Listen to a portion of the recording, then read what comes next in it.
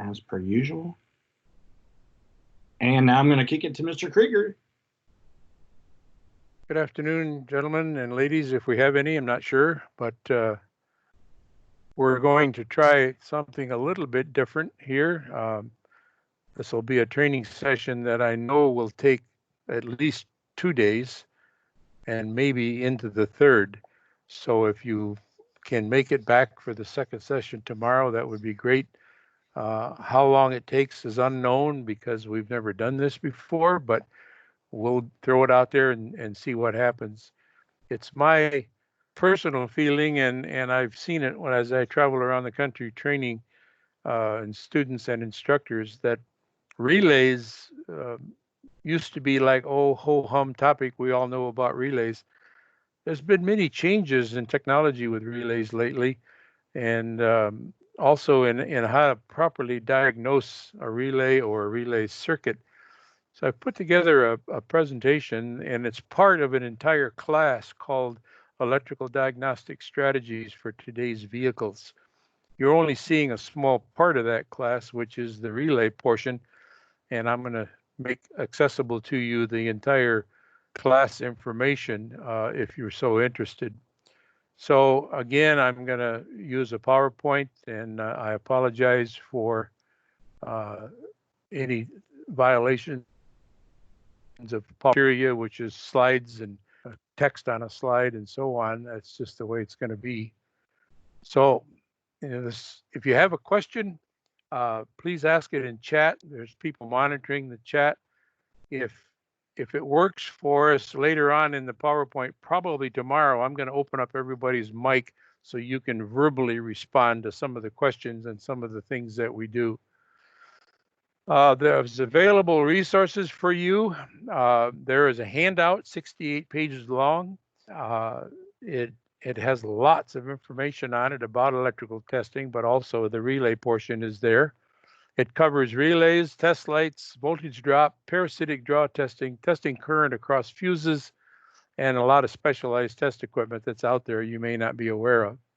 It also carries 8 pages of proven video and document links, and they're all hot links. So once you download the PDF, they're all hot links. You can click on them and access those resources for your students. Today, you will also get a copy of this PowerPoint I'm using today, and if you want the full-blown version of 144 slides, which covers the entire class. I don't like to start out a class saying, well, it normally takes 8 hours to do the class and I'm going to do it in 25 minutes. No, that's not the way it's going to be. But if you want this information, you need to send me an email. There's my address.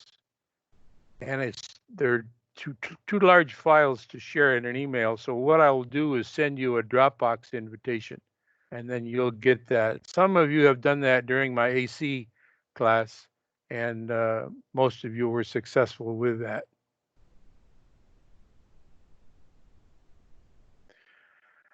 As far as products go that relate to relays, a lot of our products, all of our engine benches, some of our benchtop units have relays. And this new lighting trainer that we have, the CL1918-3, many of you may not be aware of that product. It's brand new, and we've changed the design of it so that on the middle panel, you will see removable relay. There's a 5-pin ISO relay that you can pull out, and that gives you access to testing the circuit just like you would in a car on the relay receptacles. And you can also substitute defective relays that you probably have in your desk drawer or file cabinet, and the system will respond accordingly. And also, no more switches in fault boxes. We've included an electronic fault box with 12 faults in it. So this is the new lighting trainer, CL1918-3. Has a lot of LEDs, a lot of new features that most of the cars today have. And as you know, headlights today are almost always controlled by relays, and that's what we've done here. We also have a new electromagnetism trainer. It's still in prototype stage. It's approaching completion. It really is a great product that teaches magnetism coil principles, induction, full wave rectification, how motors work, AC, DC, alternators, the whole 9 yards. And this is a 3D rendering of what the product looks like. There's hand cranks for students to turn on and generate voltages and current. Here's some close-up pictures of the prototype. We have coils, one moved inside the other. It's a pretty, I mean, you can talk about ignition, you can talk about step up, step down transformers, and these are just crude renderings of that product. It will be released soon. Keep your eyes open for a kickoff announcement from Council Lab on the CL 1902 electromag trainer. Today is relays. Every time that I do this class, I ask all of my participants to bear with me. What's going through your mind right now is you think you might already know relays, and this is going to be boring. Let's hope it isn't, because every time that I do this, I've had instructors come up and thank me for teaching something they didn't know about relays. Let's hope that's the case today. Relays. This session will cover common relays, PCBs, variation in bidirectional control, how are relays tested. It's my feeling that most relays are tested incorrectly. And let's see if you figure out how I mean that.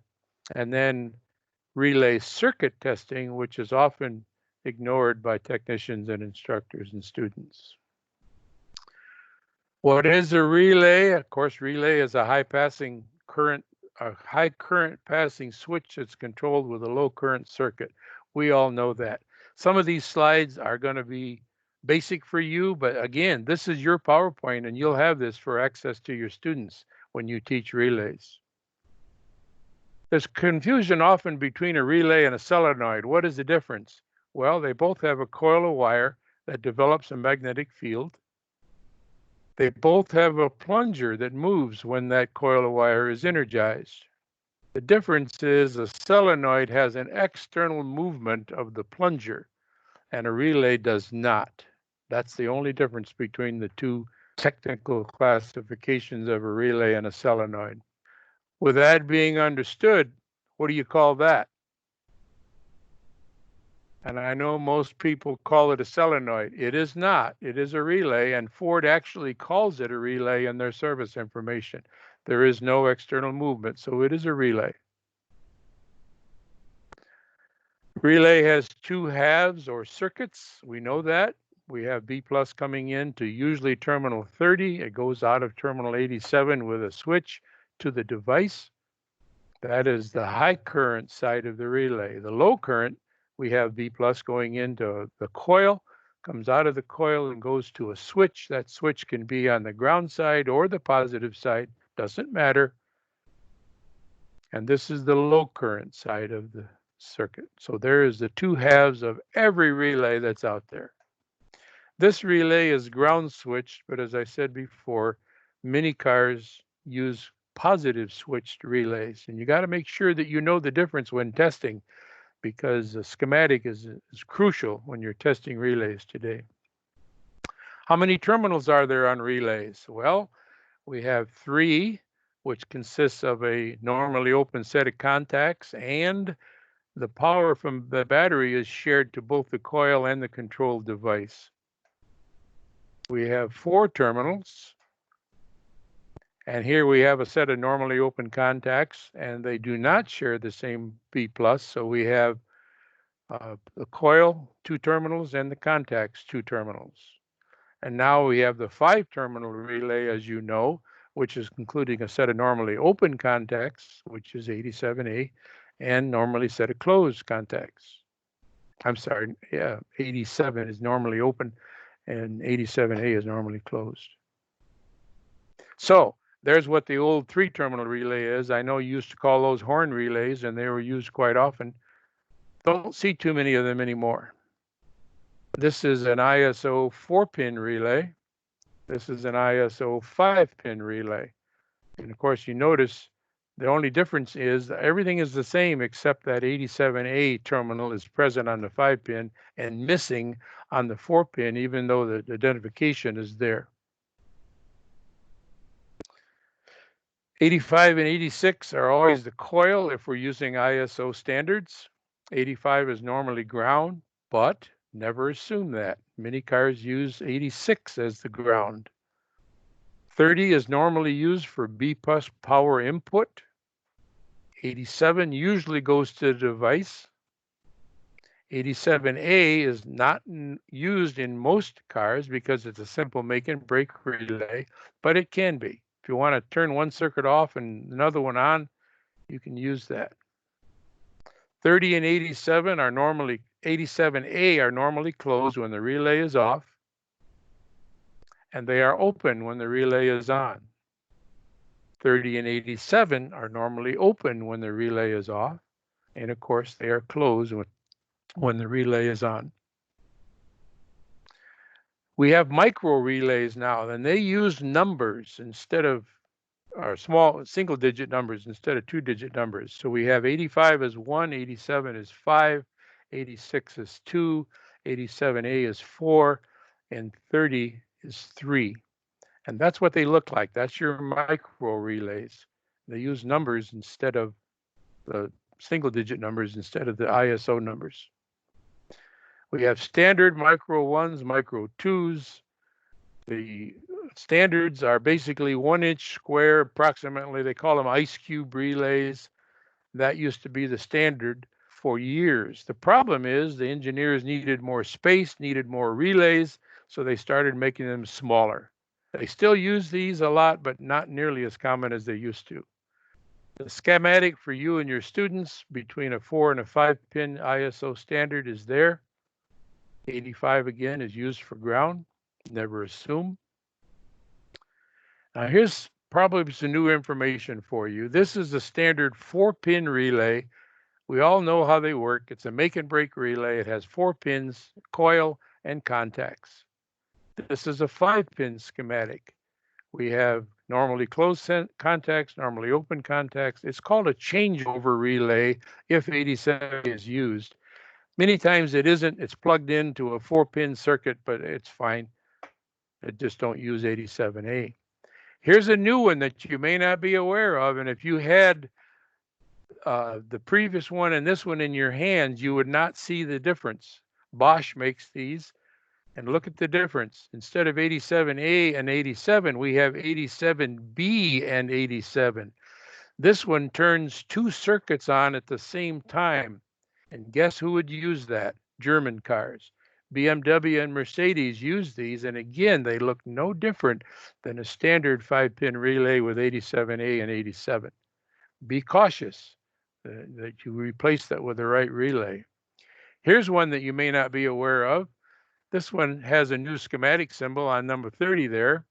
This one is used with many add-on parts in the RV, marine, alarm systems, car options that have been added on. It has a fuse built into the relay, and it looks like that. Maybe you've seen them. They're very common. You can get them anywhere online. They have a fuse built into the circuit number 30 to protect the circuit and downwind from the relay. And of course, here's one that we see, and we see the diode symbol. This is the spike suppression diode that we'll talk about in a minute. The diode will always be installed in the relay with the band on the diode body facing towards terminal 86 if positive. In other words, we put the diode in there reverse bias or backwards. This one is polarity sensitive, and we'll talk a minute later on about testing a relay on a bench. I know how you've done it. You use a couple of jumper wires and it goes click, click. If you had a diode in there and hooked it up backwards, you just blew the diode and you would never know it. The newest way of suppressing diode or spike suppression are resistors. These are not polarity sensitive. They don't do as good a job with suppressing spikes as the diode does, but they are polarity insensitive. You can put them in either way. So if you see a diode symbol, you know that they're polarity sensitive. Spike suppression, we all kind of know what that is. Anytime you have current flowing in a coil of wire and the circuit is turned off, there is an induced spike of increased voltage called induction. If that voltage is allowed to escape the relay, it can damage sensitive electronic components. It's called the inductive kick. Maybe you felt that on an ignition coil or a set of points. I certainly have. They can be as high as 200 to 400 volts. I know you've seen that in print. There are two.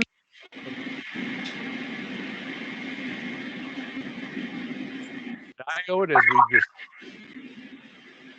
diode again is put in reverse polarity. Notice that this relay has 86 as ground and 85 as 12 volts. So the diode is put in backwards, just like it would be on a regular 85 and 86 normal. The other one is a resistor. And the resistor, again, suppresses the current coming out of the inductive kick, but not as well as a diode. Make sure, again, that you know which type of relay you're working on. Are diode relays used in today's car? The answer is yes, they still are in some very sensitive circuits where they want to suppress all of that kick. They're not as common as they used to be. I took my Pico scope and hooked it up to a relay circuit, and I just broke the circuit and measured the inductive kick. It was 25 volts in this case. This was a resistor suppressed diode. 25 volts is normal. It's not going to hurt anything. Then I took a relay with the diode out of it or blown, hooked it up to my scope on a 500 volt range, and I got 280 volts of kick because that diode was defective. And that relay, by the way, was taken out of a car. You can do this with your oscilloscopes if you wish. Again, mental tricks for remembering a diode. I fix relays. If the diode is blown in the relay, I'll put another one in. They're very common. You can buy them for like 3 cents a piece. And you got to know the difference between the anode and the cathode. And I use this mental trick. K is cathode, and the other is anode, which is the positive side. That's just a little trick that I remember how to do that with. Again, if 86 is positive and you put the diode in there, you put it in backwards, reverse bias to the power. And I'll explain in a minute how we get in trouble when we test relays on a bench with just jumper wires. The mini relay, a little bit smaller, has the same configuration, whether it's 4 or 5 pin. The micro relays, again, can use single digit numbers. There's a 4 pin, and there's a 5 pin. And if you notice, maybe I can turn my pointer on here. Let's see, pointer options, laser pointer. This one is a 5 pin relay. This one is a 4 pin relay. The only one missing is number 4. Number 4, again, is 87A. Notice also that down arrows. Notice that this one has a resistor on the schematic of the diode or the relay, and this one has a diode. So you want to be sensitive to that. Most of the time, relays will have a schematic on the side of micros, but not always. Here is the new style of micros. These are smaller. Notice the terminals are smaller. Make smaller space in the power distribution center or fuse box. We have 4 pin and 5 pin. Notice that if we have a 4 pin, and maybe you hadn't noticed this is a resistor suppressed diode. 86 and 85 are in opposite corners. If we were in class, I'd say, class, why do you think the engineers designed them to be on opposite corners? And the answer is because it is a resistor suppressed diode, that relay can go in one of 2 ways. Either way, the coil will be in the same circuit. So the resistor prevents any polarity sensitivities with a diode if it was there. So any relay you see that shape with 4 pins is going to have a resistor for its suppression. Relay variations. The new style for, again, smaller terminals. The terminals are smaller. They're still 4 and 5 pin. And by the way, you may not know this, but if you have a larger 5 pin relay on the right, you can put it in the circuit on the left if the relay will physically fit in there. and vice versa if you're testing circuits. They're both the same relays, they're just physically smaller than each other. Again, the difference between the old style on the right, the terminals are bigger, the new style on the left. These are ISO 5-pin relays. 10-minute stick, 10-minute. Remember, not all relays are ISO type. If you don't know, always check the schematics to identify terminals. Solid state relays, these are relatively new. They're used in high power amps. They can be attached to circuit boards. Important to remember, they don't click anymore, so you can't put your finger on it or listen for the click because it's not there. What are solid state relays? They're mostly MOSFET'S. The advantages are there's no arcing, no suppression needed. Pulse width modulated circuits use them, and they operate so fast that you don't even need fuses in there. The PCM would know how much current is flowing and modulate the duty cycle of the relay to protect the circuit. Disadvantages, they're more costly, they can be difficult to diagnose, and they're non-serviceable. The difference between standard or mechanical and electronic, again, there's a circuit board inside instead of the coils and springs. Good relay will not click if it's solid state. Integral relays. Ford Focus in 2009 came out with something called a smart junction box. It has a horn relay, non-serviceable. It's attached to the circuit board. Many of you are familiar with the TIPMs in Chrysler Corporation, a very troublesome part for them. They have non-serviceable relays in them. This is a Ford Smart Junction box, $205 plus programming charges if the simple horn relay is defective. The TIPM, $300 if a fuel pump relay, a very high problem area with Chrysler's fuel pumps. Dorman now makes remanufactured smart junction boxes and TIPMs. There are repair kits to put your own relays in if you wish. Something kind of new. Notice this configuration on the right. Standard is on the left. Configuration on the right is different. GM uses these. These are called PCB relays, and they're used on headlight circuits. And here is a 2006, I think, Pontiac, and you notice it says high beam PCB relays. They made them different, so you cannot put one in the wrong socket. That's why they configured the pins differently. This is not old stuff. This is a 2006 Grand Prix, and many other GMs use them in the headlight circuits. Standard 5-pin relay with the cover taken off, looks familiar. This is what a solid state relay looks like.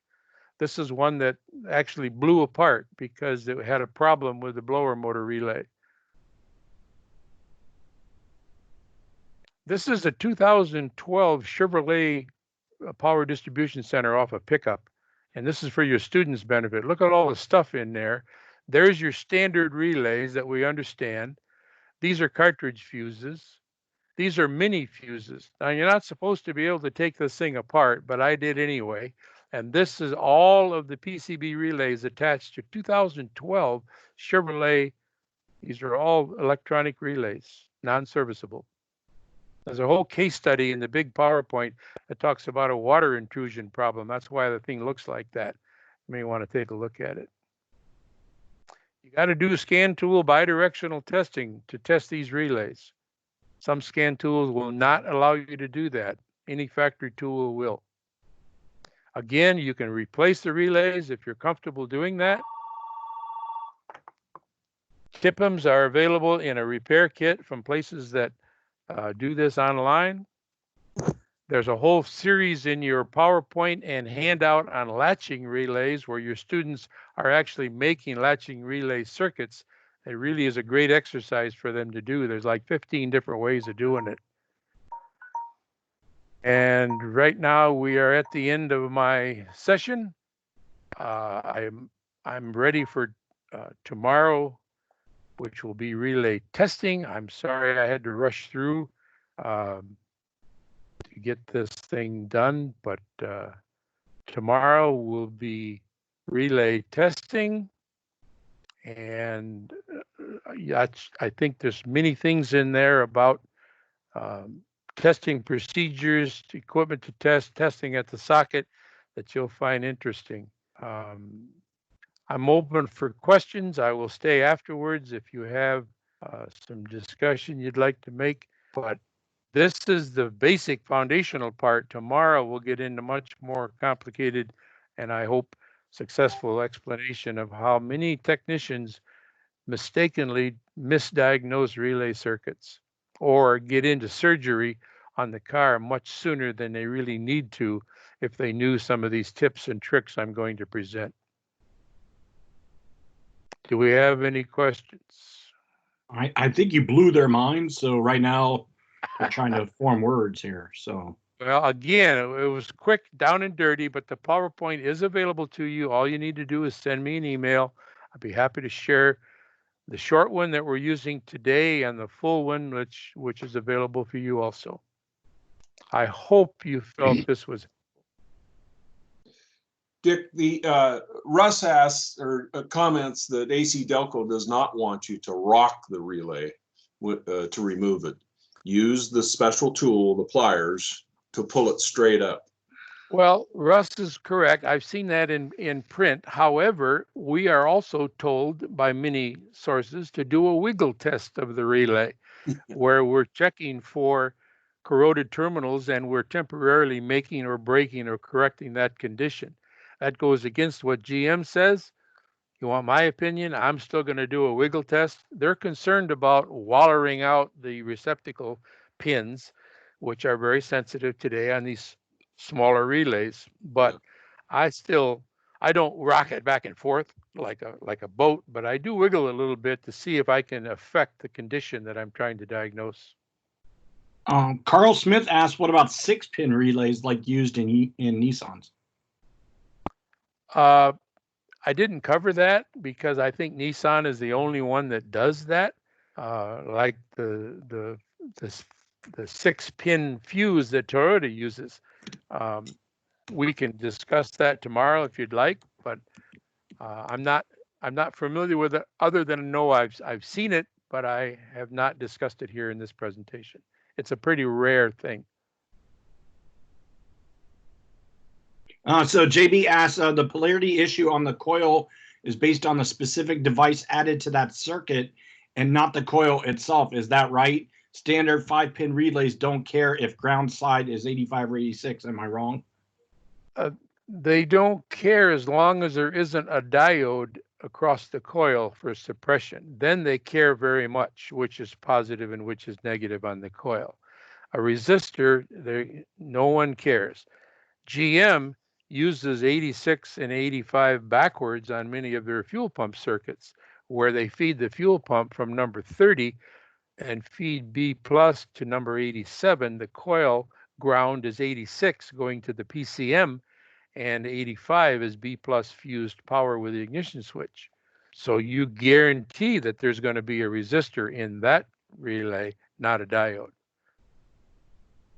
Reminder, I put Dick's email in the chat. You may contact him and he can get you the link for his Dropbox for all the information. We will have this recorded up on our website under our resources tab at conslab.com. Dick, is that presentation also up on resources as well? The handout is available on resources. The PowerPoint is not. The 144 slide PowerPoint is just too big, but I will send it to anybody that wants it. I think there's some attendees here that have actually sat through my electrical diagnostic strategies class. I've had good comments on it, and if you need any questions answered about the whole information, 68 pages of handouts or the PowerPoint, just let me know and I'll try to answer them for you. Now, tomorrow, we've got a questionnaire that'll have a place to put your email address in. And we're going to start using the email addresses to, if you request it, and after we all open back up, to document your class hours for ASE Foundation certification. So be sure tomorrow to be be available and take that quiz, short online questionnaire. So with that, I'm going to stop the recording.